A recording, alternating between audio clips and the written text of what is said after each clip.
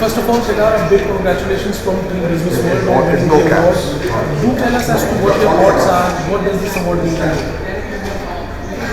you? Yeah, I mean, thank you very much for considering my nomination and putting me through the rigorous process.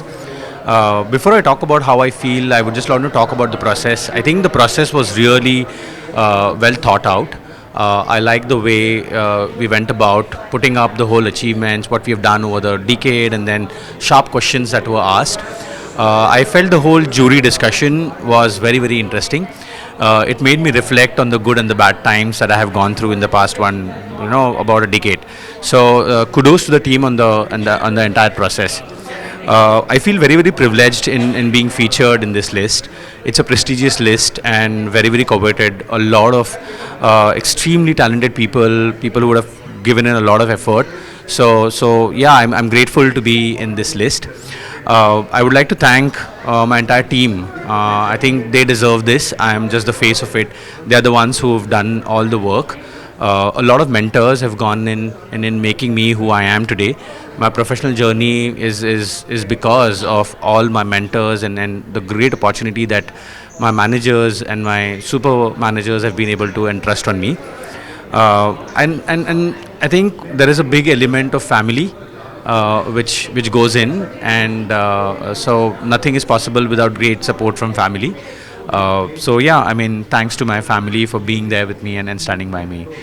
Great job, guys. I really appreciate the way you've conducted the whole thing. Thank you.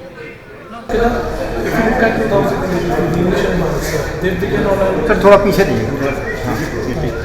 They began on an inflationary road, carrying forward some of the pain points of 2022. We're talking about retail, the building blocks of retail. How do you see the year in terms of the macroeconomic environment that we have? Consumers are really price sensitive, discretionary spending is coming down. What are your views on it, and what would be the strategy to navigate in such an environment? Quite an interesting question. I think definitely macroeconomic factors are impacting every other country in the globe. That said, I think India is on a very, very strong wicket, and I think the way things have been panning out in India is quite an inspiration. And almost everyone wants to take a share in India and in the Indian consumers. There are a few shifts that we should all be aware of and navigate through them. I think one of them is, I wouldn't say price consciousness, I think it's more value consciousness. Indians have always been very, very smart in the decisions they make. They put a lot of deliberation in the value that they derive and not just look at the price.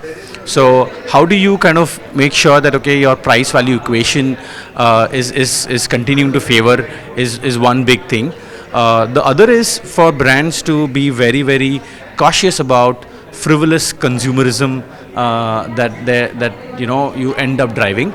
I think this is a year where there will be prioritization and there will be hard choices that all of us will have to make, and in such an environment it's always best for all of us to be more responsible and make sure that you continue delivering your value.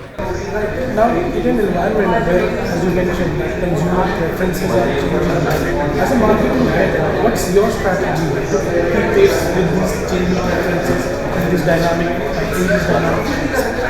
Yeah. So I think there are three dimensions as you think of marketing. And as you think of building brands, right? So the first dimension is looking at overall media and how are you going to go about your media spends.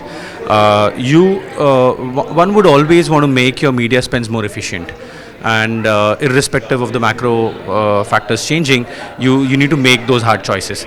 I think being more focused on delivering on higher returns to your investments is of supreme importance. So that's one area that every marketer should double down on and check on.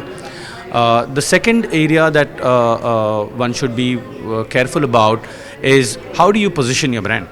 I think it's important that you reflect the sensitivities and then be a part of their life, be empathetic to consumers and what they're going through. A brand which recognizes and understands what a consumer is going through is likely to stick on longer and likely to be a part of them. I think the last piece that is very very crucial is how do you evolve your measurement with COVID, with current times, everything, a lot has changed in the measurement world as well. The way you conduct your researches, the way you use technology to get fast feedback, the way you leverage overall MarTech tools to be able to then churn fast enough your overall strategies.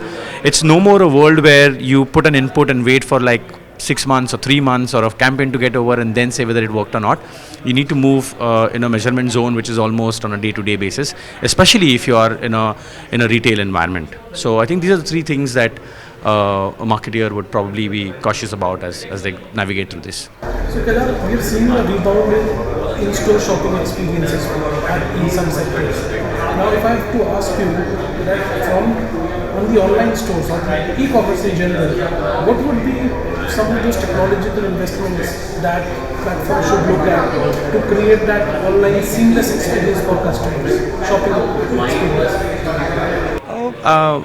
I think it's pertaining to this. I'm not a field expert in this area. I'm a marketeer and I build brands. I don't think I'll be the right person to kind of answer this. But there are a lot of technology changes that are happening, and when you think of it, the overall AI and the way AI is influencing everything that we do is going to come in. So yeah, there's something there. Thank you so much for your time this evening, and once again a big congratulations. Thank you, team. Businessworld, you've done a great job. You've been a great host. Thanks.